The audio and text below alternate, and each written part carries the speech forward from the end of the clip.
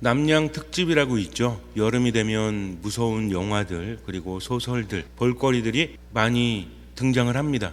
요즘에는 남양 특집 아니더라도 코로나 때문에 이미 충분히 무서운 것 같고, 어쨌든 여름이 되면 남양 특집이 등장을 하는데, 영화라든지 드라마들 그중에서 옛날에는 전설의 고향이다 이런 것들 많이 보곤 했습니다. 거기에는 여러 등장인물들이 있고 등장 동물들이 있죠. 동물 중에서 무서운 동물, 한을 품거나 또는 사람을 잡아먹거나 이래서 좀 안 좋게 취급되는 동물들이 여럿이 있는데, 그 중에서도 대표적인 동물이 누구죠? 뱀이죠. 뱀. 여우라고 대답을 해도 맞긴 맞는데, 여우도 그렇긴 한데 뱀이 그렇습니다. 사실은 뱀은 여우보다 더 안 좋게 그려지기도 해요. 왜냐하면 여우 중에서도 가장 최고 등급의 여우가 구미호죠. 구미호는 원래 우리나라에서 나온 전설이 기원은 아닙니다. 중국에서 건너온 거죠. 구미호는 꼬리가 9개 달려있다 그래서 굉장히 악랄하고 교활하고 무섭다라고 하는데, 사실은 구미호는 좋게 그려질 때도 있습니다. 오히려 구미호하고 대적하는, 구미호는 뭐 세상을 구하는 것처럼 그려지고, 오히려 반대로 누가? 이무기. 이무기는 좀 한이 있잖아요. 이무기는 어떤 한이 있죠? 구미호는 어떤 한이 있죠? 뭐가 되지 못했습니까? 구미호는 꼬리 10개가 달리지 못한 거예요. 그러면 신미호가 되지 못해서, 어쨌든 잘 모르겠지만, 그런데 이무기는 뭐가 되지 못했죠? 용이 되지 못해가지고 그 한을 품어가지고, 근데 그 누구 때문에 그랬다? 사람 때문에 그랬다. 마지막으로 용이 돼서 하늘로 올라가려고 하는데 어떤 사람 때문에 용이 되지 못했기 때문에 모든 인간을 적으로 돌리고 인간을 죽여버리고자 한다. 그래서 병을 내리고 그리고 여러 가지 안 좋은 것들을 몰고 오는 존재, 이렇게 그려지기도 합니다. 어쨌든지 간에 여우보다는 뱀이 더 안 좋게 그려진다는 거죠. 우리나라뿐만 아니라 전 세계적으로 볼 때 뱀은 굉장히 사악한 존재, 무서운 존재, 그렇게 그려집니다. 왜냐하면 혓바닥이 2개잖아요. 2개를 낼름낼름거리는 게 보기 좋아요? 강아지나 고양이가 혓바닥을 낼름내리면 귀엽죠? 근데 새끼 뱀이 혓바닥을 낼름거리는데 이렇게 갈라져가지고 나왔다 들어갔다 하면 어때요? 귀여워요?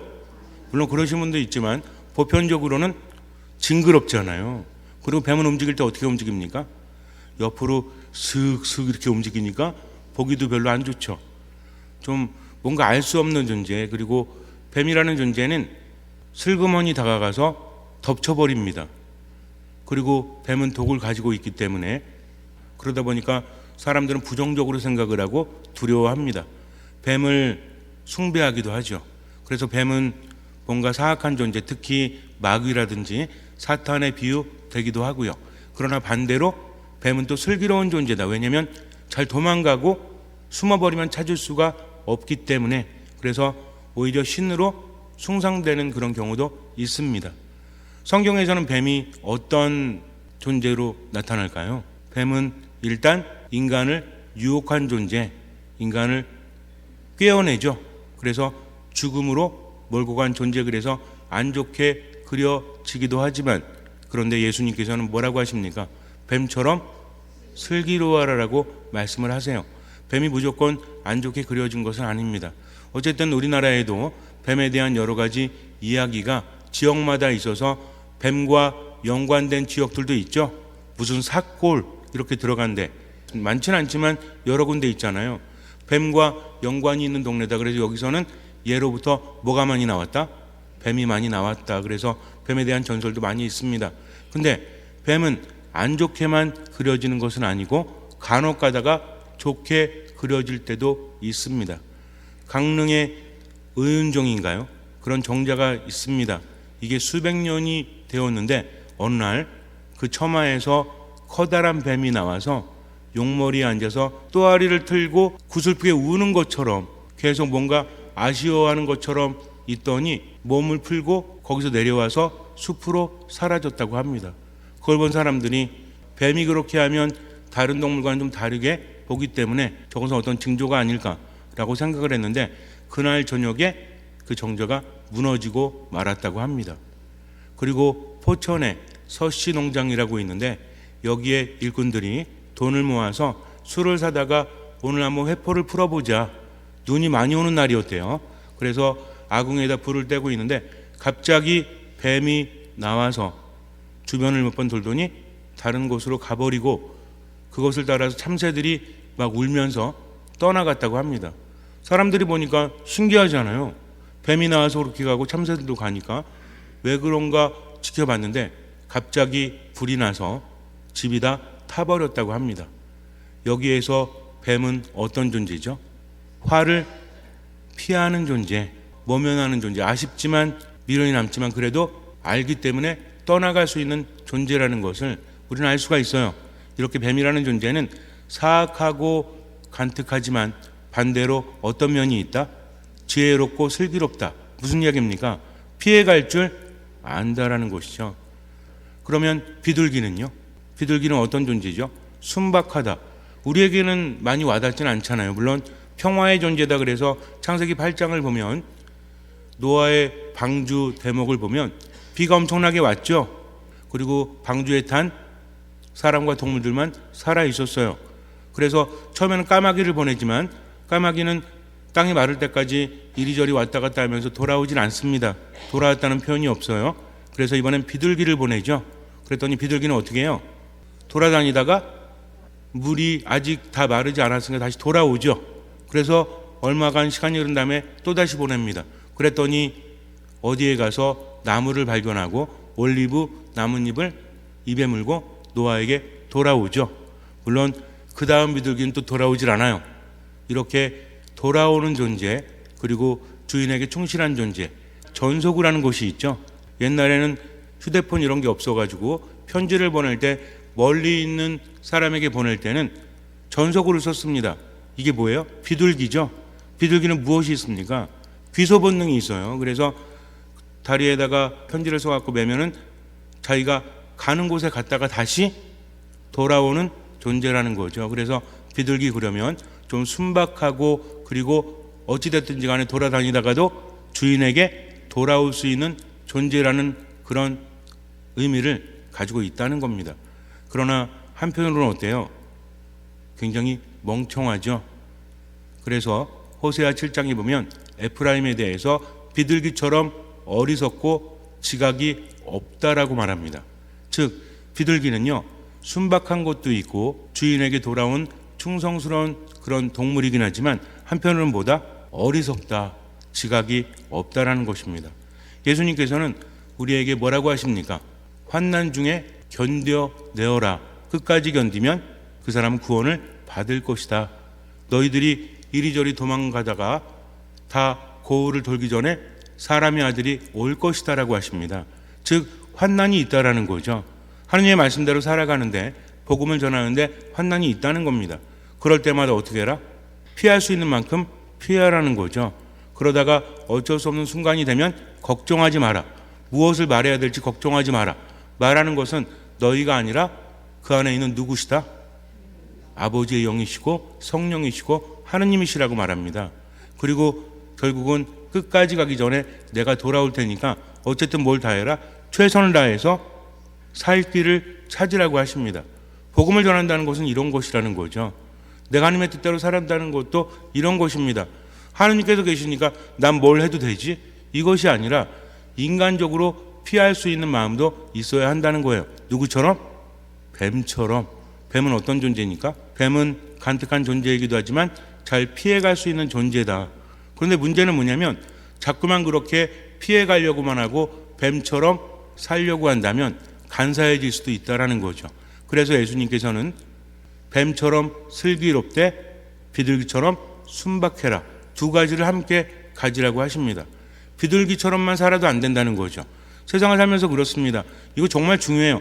내가 알지 못한다라고 해서 지혜롭지 않은 사람은 정말 모든 사람들을 힘들게 하고 자신도 힘들게 할 수 있다는 거죠. 복음을 전하는 것뿐만 아니라 일상생활도 마찬가지입니다. 번번이 힘들어지는 경우가 있어요. 누구 때문에? 구성원들 때문에, 너 때문에, 당신 때문에. 그런데 어떻게 보면 또 누구 때문에? 나 때문에 그럴 수도 있다는 거죠. 내 말 한마디 때문에. 똑같은 상황에서 그런 말을 번번이 해가지고 분위기를 망쳐놓거나 또는 스스로 잘난 체를 하거나 또는 상대방이 듣기 싫어하는 말만 골라 하는 사람들, 이런 사람들이 있죠. 같이 있으면 부담스러운 사람들 있어요, 없어요? 있잖아요. 맨날 지적질하고 그리고 뭐라고 하고 이런 사람들이 있잖아요. 그런 사람들이 있는 게 너무 싫죠. 그런데 나는 안 그럴까요? 왠지 외로워지는 것 같아. 왜? 나이가 들어서 내가 그러고 있기 때문에 그래요. 내가 싫은 것은 상대방도 싫습니다. 내 말만 하고 들어주지 않고 나 잘났다라고만 말하면 누가 들어줍니까? 나 위주로만 살면 누가 나를 좋아하겠습니까? 번번이 똑같은 일 가지고 부부끼리 논쟁을 한다면, 부모 자식 간에 좋지 않다면, 어떤 사람과 서로 미워하고 있다면 그 사람의 탓도 있지만 누구의 탓도 있다? 나의 탓도 있다라는 거죠. 그래서 누굴 돌아볼 줄 알아야 돼요? 나를 돌아볼 수 있어야 합니다. 내 탓이오 하지만 정말 내 가슴을 두드리면서 내가 어떻게 살아왔는지 묵상을 해야 된다는 거죠. 생각만 하면 어떻게 되죠? 처음에는 내가 뭘 잘못했지? 라고 생각을 하다가 자꾸만 생각을 하면 부정적이 된다고 그랬죠. 아니면 그럴 수도 있는 거 아니야? 그 사람은 번번이 왜 저러는 거지? 날 싫어하나? 하면서 부정적으로 갑니다. 그러나 뭘 해라? 생각이 아닌 묵상을 해라. 묵상은 하느님과 함께 하는 거죠. 주님, 제가 뭘 잘못했을까요? 왜 이렇게 힘들까요? 그러면 주님께서 내 양심을 통해서 말씀해 주십니다. 네가 억울했어도 나를 보면서 한 번 더 참았으면 얼마나 좋았을까? 네가 화가 나지만 상대방을 배려하는 말을 한 번이라도 더 했으면 얼마나 좋았을까? 라는 말씀이 들립니다. 그러다 보니까 너 때문도 아니고 나 때문도 아니고 누구 때문에? 생각을 할 때는 부정적으로 흘러가지고 물론 내가 잘못하긴 했지만 어떻게 그 인간이 그럴 수 있지? 번번이 그러잖아 하면서 인간적으로 생각이 흐릅니다. 그러나 묵상을 한다고 하면 누구와 함께? 하느님과 함께 하잖아요. 그러니까 나 때문도 아니고 너 때문이 아니라 내가 이런 말 저런 행동을 하는 것은 누구 때문이다? 하느님 때문에 그렇게 해야 되겠구나 하면서 기도가 된다는 거죠. 그래서 결국은 너 때문이다 나 때문이다가 아니라 누구 때문에? 하느님 때문에 이렇게 해야 되겠구나라고 했을 때 우리 마음도 편안해지고 하느님 안에 머문다는 거죠. 하느님 때문이라면 우리는 어떻게 될 수밖에 없죠? 겸손할 수밖에 없습니다. 순명할 수밖에 없다라는 거죠. 하느님께서 말하시니까.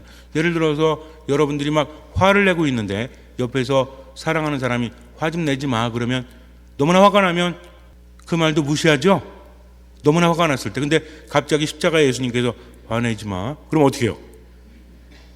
예수님 말씀도 일리가 있는데 일단 너무 화가 나서 화 좀 내고요. 그래요? 깜짝 놀라가지고 주님 죄송합니다. 화 안 낼게요.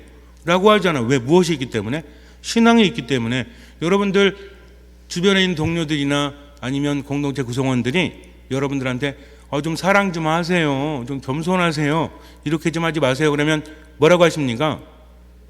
너나 잘하세요. 라고 말하잖아요. 그런데 본당심과 강론대에서 모두를 향해서 여러분 우리 조금 더 참고 조금 더 겸손하고 듣는 마음으로 좀 베풀고 때로는 억울하고 답답해도 하느님 때문에 이쁜 말 좋은 행동 합시다 그러면 고개를 끄덕입니까? 너나 잘하세요 그럽니까? 솔직하게 대답하세요. 괜찮아요? 어떻게 반응하죠? 고개를 끄덕이잖아요. 왜? 그것이 강론 말씀이기 때문에 그래요. 그렇다면 하느님의 말씀이라면 우린 더 그렇다는 거죠. 내가 왜 화를 내는 겁니까? 좌절됐기 때문이잖아요. 내가 왜 우울해합니까? 상실했기 때문이잖아요. 상처를 받았기 때문이잖아요. 채워지지 않기 때문이잖아요. 그러나 하느님께서는 모든 것을 아시고 나를 나보다 더 사랑하시니까 치유해 주시고 채워주시는 분. 그러니까 하느님 때문이라면 그렇게 할 수 있다는 거죠. 그래서 신앙의 힘은 강한 겁니다. 우리가 삶을 살면서 자꾸만 생각을 많이 하면 상처만 깊어져요.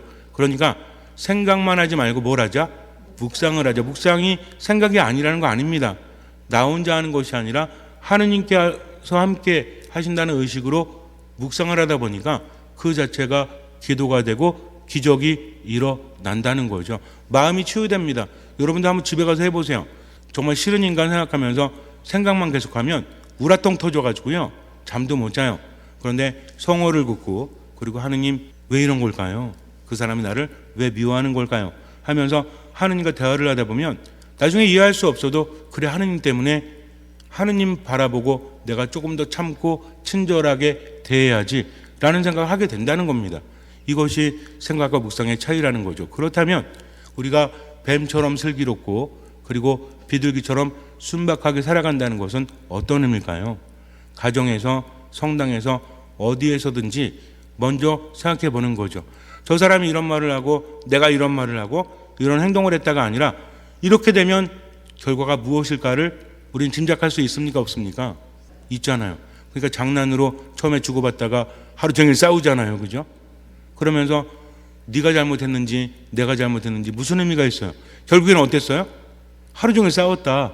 그러면 어떻게 해야 되겠다? 앞으로 더 그러지 마, 이게 아니라 내가 좀 더 참아야 되겠다. 순간 욱하는 거 있죠? 순간 기분 나쁜 거 있잖아요. 번번이 당하는 거 있잖아요. 이게 몇 초가요? 순간 기분 나빠가지고 순간 마음 상해가지고 욱해가지고 아주 그냥 난리가 납니다. 서로 싸워대면서. 근데 욱하는 게 몇 초? 제가 세봤어요. 너무나 화가 났을 때 정말 막 죽을 것 같을 때, 그래서 상대방한테 막 뭐라고 하고 싶을 때 속으로 그 감정이 얼마 가는지 세봤더니 3초 가요. 3초. 자, 한번 해볼까요? 막 화가 나. 나를 화가 나게 한 사람 얼굴을 한번 떠올려 보세요. 본 당신보다 괜찮아요. 이 화가 나는 게, 자, 1초, 2초, 3초. 더 안 가죠? 솔직하죠. 대답도 안 해. 왜? 느껴지지 않으니까. 그런 인간이 앞에 나타나지 않았으니까. 근데 본 당신 말을 믿으세요. 3초입니다. 그러니까 어떻게 하면 돼? 3초만 참으면 돼. 그래서 어떤 사람은 입에 물을 머금고 있으래, 화가 날 때. 그럼 3초 동안 입을 벌릴 수 없잖아요. 근데 어떻게 할 수 있어? 너무 화가 나면 마셔버리잖아요. 그리고 말하잖아요. 이게 통하지 않습니다. 그런데 화가 날 때, 견딜 수 없을 때, 그럴 때 잠깐 성호를 천천히 거보세요. 이건 할 수 있습니다. 자, 해볼까요? 성부와 성자와 성령의 이름으로 아멘. 3초 이상입니다. 그러면요, 놀랍게도 어때요? 놀랍게도 아까보단 나아져요. 그러고 나서 안 되면 가슴에 손을 얹으세요. 그리고 주님 함께 하십시오. 제가 뱀처럼 슬기로울 수 있도록, 비둘기처럼 순박할 수 있도록. 둘 중에 하나만이 아니잖아요. 하나만 있으면 큰일 납니다. 뱀처럼 슬기로움이 너무 깊어지면 간교함으로 넘어간다니까요. 그래서 다른 사람을 힘들게 합니다. 하지만 비둘기처럼 순박한 게 너무 짙어지면 이게 좀 심각해지는 거죠. 엄청나게 멍청해지는 거니까. 그래서 비둘기처럼 순박하게, 뱀처럼 슬기롭게. 결국 무슨 얘기입니까? 주님 안에서 듣는 마음으로. 여러분들 앞으로는 뭐 뱀처럼 비둘기처럼 기억하지 않으셔도 돼요. 이거 자꾸 헷갈리니까. 그래서 헷갈리다 보니까 거꾸로 되면 안 된다고 그랬죠? 머리는 비둘기 같고 가슴은 뱀 같으면 안 된다고 했죠? 자, 하느님과 함께 듣는 마음으로. 어떻게? 하느님과 함께 듣는 마음으로. 성부와 성자와 성령의 이름으로 아멘. 그럴 때 하느님께서 함께 하시고 기적이 일어난다는 거죠. 이런 상태도 되지 않는데 어떻게 복음을 전하겠습니까? 우리가 그분 안에 머물고 그것을 복음이라고 말하죠. 우리가 다른 사람들에게 복음을 전한다는 건 둘째치고 우리는 복음적으로 살고 있나요? 우리는 하느님 중심적으로 살고 있나요? 먼저 한번 생각해 봐야 합니다. 우리가 그렇지 아니하면 그럼 어떻게 되겠습니까? 요즘이 얼마나 위기인지 몰라요. 이제 진짜 신앙으로 돌아가려고 애를 써야 될 때예요. 하느님의 영광을 위해서, 그리고 그분과 함께하기 위해서 최선을 다해서 복음을 전하는 것을 우리 공동체 안에서 먼저 해야 됩니다. 그 다음에 다른 이들에게 전해줘야 한다는 거죠. 구체적으로 뭡니까? 거룩한 미사 안에 머무는 거죠. 말씀을 묵상하고 생활하는 거죠. 그리고 기도하는 겁니다. 이 모든 것을 합치면 뭐예요? 하느님과 함께 어떤 마음으로? 듣는 마음으로 지금을 살아가면 된다는 거죠. 그래서 딴 거는 다 잊으시더라도 이것만 기억하세요. 하느님과 함께 듣는 마음으로. 그때부터 내가 있는 곳에 평화가 옵니다. 하느님께서 함께 하시니까. 근데 나를 앞세우면 어떻게 되는 거예요? 비둘기처럼, 뱀처럼인데 거꾸로 된다는 거죠. 그래서 그럴 때는 내가 뭔가를 느낄 때는, 결과를 알 때는 하느님께 맡기면서 참고 인내할 줄도 알아야 된다. 그래서 참고 인내하는 게 힘드니까 어떻게 한다? 성부와 성자와 성령의 이름으로 아멘. 주님 함께 하십시오. 이렇게만 해도 하느님께서 함께 하시는 거죠. 그러니까 또 요것만 해? 그러면 돼요, 안 돼요? 안 돼요. 자꾸 쉽게 살려고 하지 마세요. 뭐 해야 된다? 미사, 말씀, 기도 안에 듣는 마음으로. 아셨죠? 여러분들만 잘하셔도요, 우리 본당이 바뀝니다. 우리 본당이 바뀌면 지역이 바뀐다는 거죠. 근데 우리가 안 하면 아무것도 바뀌지 않아요. 때로는요, 예수님과 함께 하느님과 함께 하면서 미움받을 용기도 있어야 합니다. 그것이 하느님의 뜻이라면 잠시 눈을 감으세요. 예수님께서는 말씀하십니다. 우리는 힘들 수밖에 없다고. 그러나 끝까지 참고 인내하는 사람은 구원을 받을 것이라고 하십니다. 중요한 것은 하나님의 뜻대로 살기 위해서 우리가 뻔히 알고 있다면 때로는 참고 인내해야 돼요. 단순히 신앙적인 것만 이야기하는 것이 아닙니다. 신앙은 삶을 포함하죠. 내가 있는 가정에서, 내가 있는 공동체에서 번번이 힘들다면 일단은 내가 먼저 나를 돌아보아야 합니다. 하느님과 함께 그분을 느껴야 합니다. 뱀처럼 슬기롭게, 비둘기처럼 순박하게 지금을 살아갈 수 있어야 돼요. 그러니 감정적으로 힘들 때 성호를 그으십시오. 생각이 아닌 묵상을 하십시오. 그리고 하느님 안에서 듣는 마음으로 살아가십시오. 주님께서는 그 믿음을 보시고 우리 삶에 놀라운 기적을 일으켜 주실 것입니다. 아멘.